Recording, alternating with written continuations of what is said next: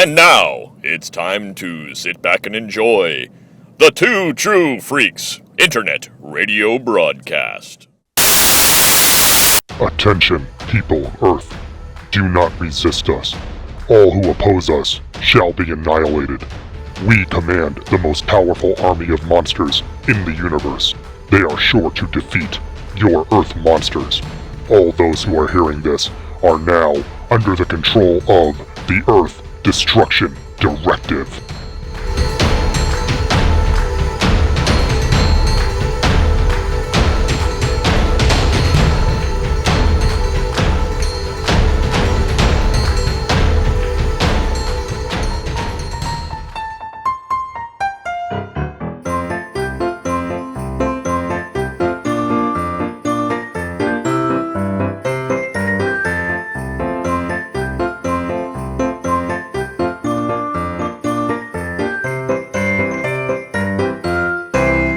Hello everyone, welcome to Earth Destruction Directive and Merry Christmas.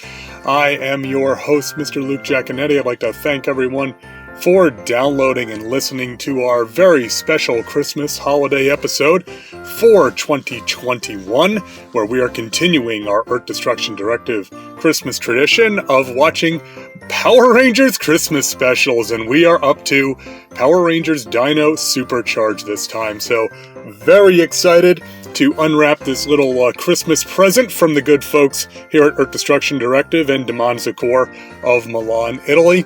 So let's go ahead and get right into it. Here Comes Heximus was the 22nd and final episode of Power Rangers Dino Supercharge. It aired on December 10th, 2016, served as the epilogue to the series, with the previous episode actually being the finale of the series. Our writers are Judd Lynn, very familiar name to longtime Power Rangers fans, Becca Barnes and Alwyn Dale, and our director is Michael Duignan, and our synopsis has been freely adapted from Ranger Wiki. Our story opens at the Dinosaur Museum, where three of the Rangers, Shelby, Chase, and Riley, find presents addressed to them under their Christmas tree. Opening them, they find lumps of coal, which sparkle with energy and put them under some sort of spell. Tyler then arrives, finding a similar gift for himself and one for Kendall. He takes the gifts downstairs just in time for Coda, Sir Ivan, and the Keeper to arrive via time travel. Tyler opens his gift, and the coal turns him into an evil elf.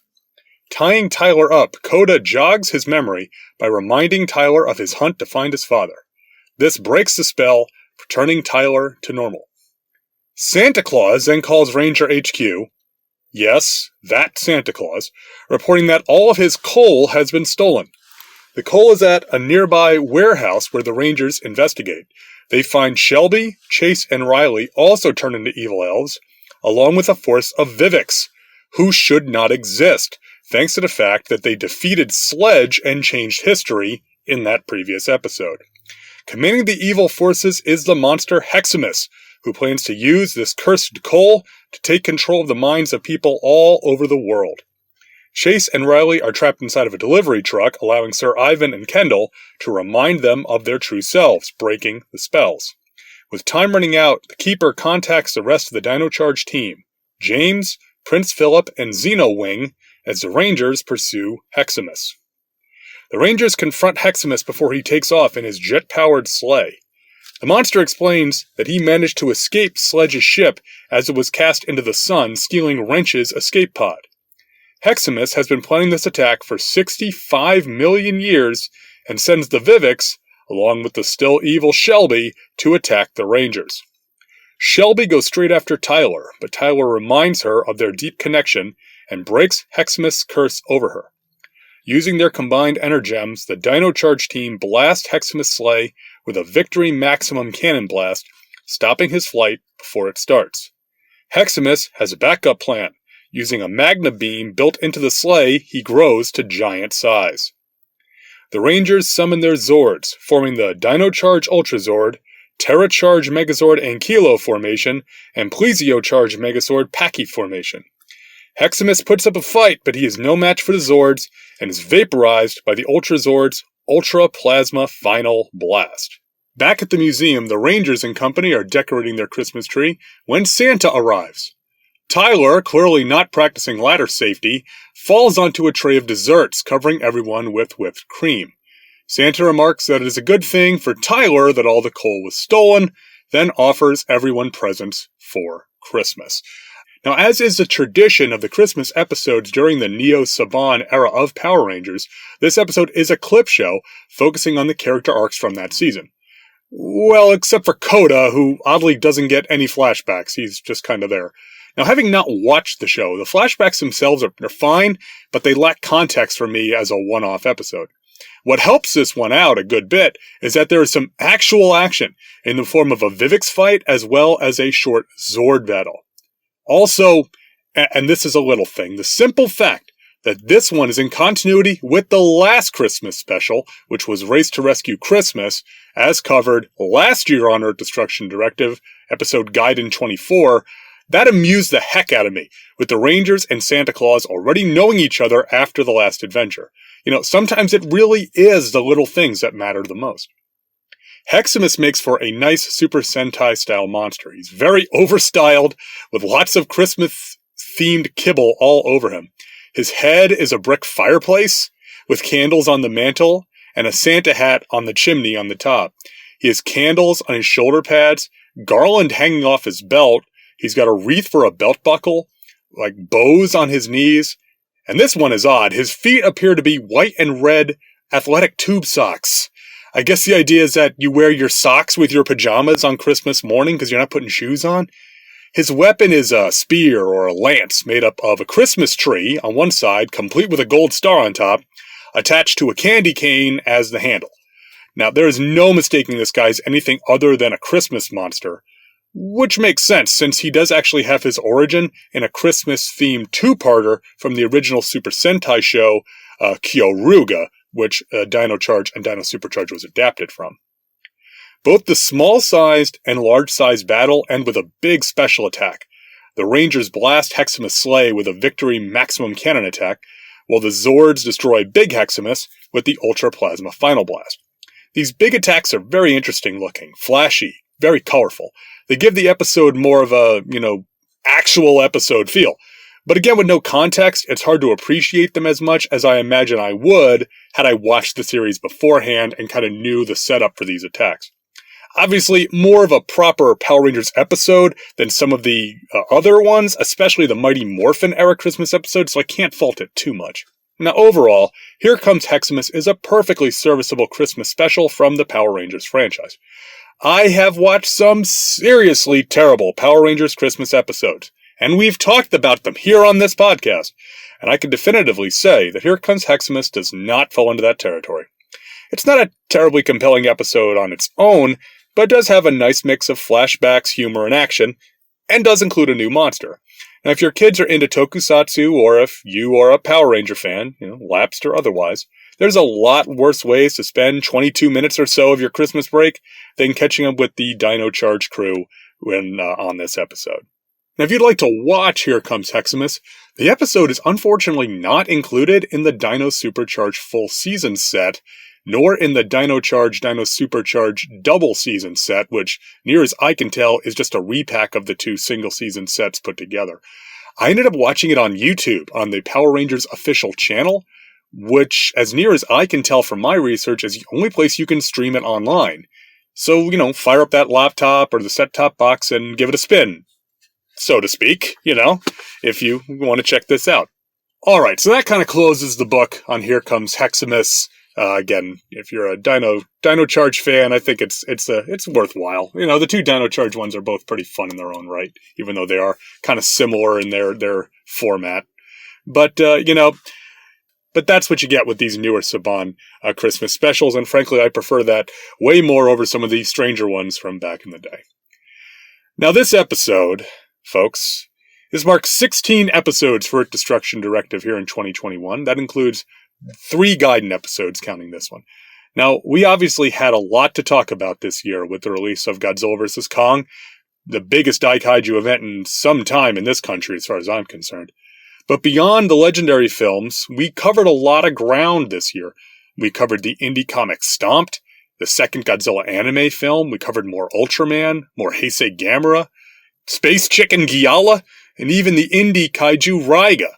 Now, over those 16 episodes, I've had some guests on, including my brother Jason, of course, but also 2 first-timers in the form of my very good friend Joe Butler for Godzilla vs. Megalon, and of course, longtime podcaster Thomas DJ on the X from Outer Space.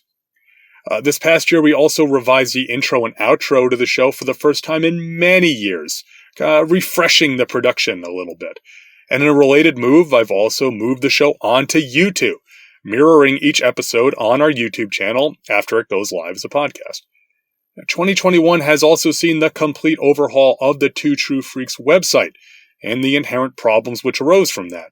But at this point, other than 1 or 2 stubborn episodes which refuse to repost no matter what I do, those issues seem to be behind us and the new website seems to be working well along with the RSS feeds.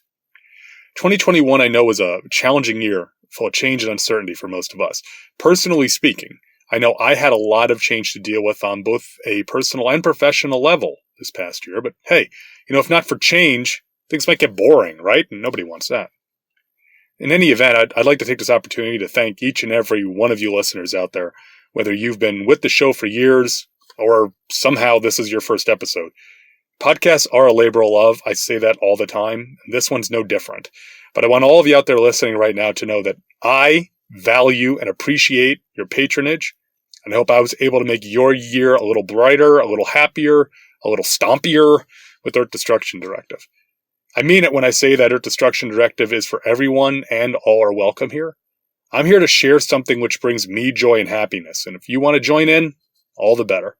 I'm not here to win the fandom, I'm not here to save the fandom, I'm not here to bury the fandom. I'm just here to enjoy giant monsters and all that comes with it. I hope everyone is having and will continue to have a happy and safe holiday season, whatever holidays you celebrate this time of year. There's a lot to choose from.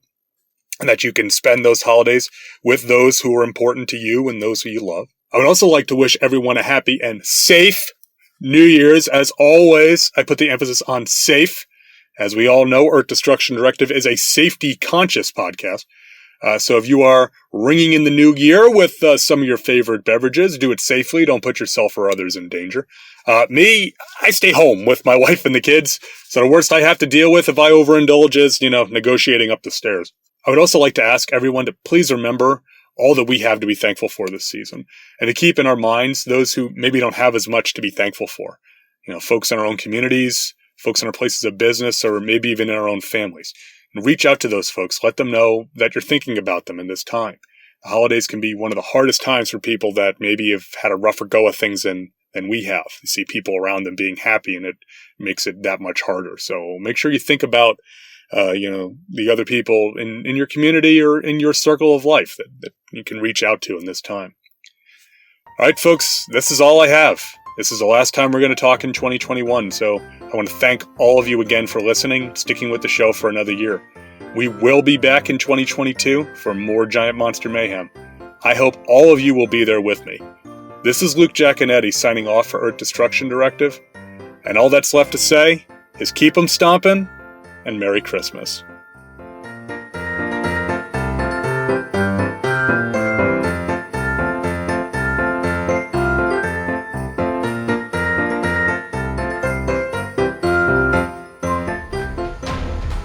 This has been Earth Destruction Directive, a Daikaiju podcast, produced and created by me, Luke Giaconetti, as part of the Two True Freaks Internet Radio Network, available at twotruefreaks.com.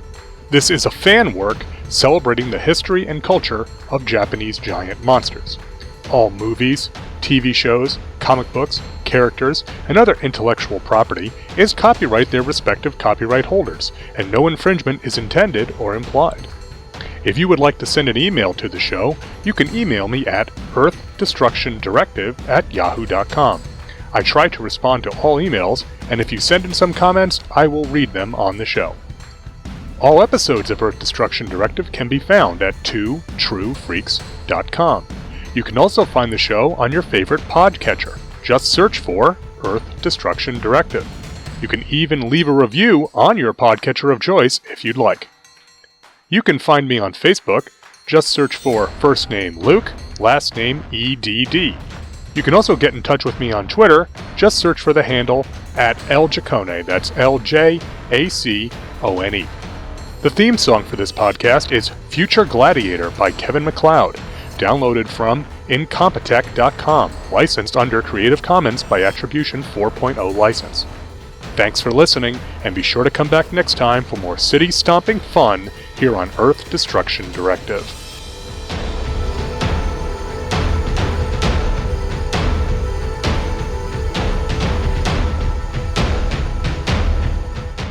Tune in next time to hear the crusty old podcaster from Oklahoma say, There's a WTF moment if I ever saw one.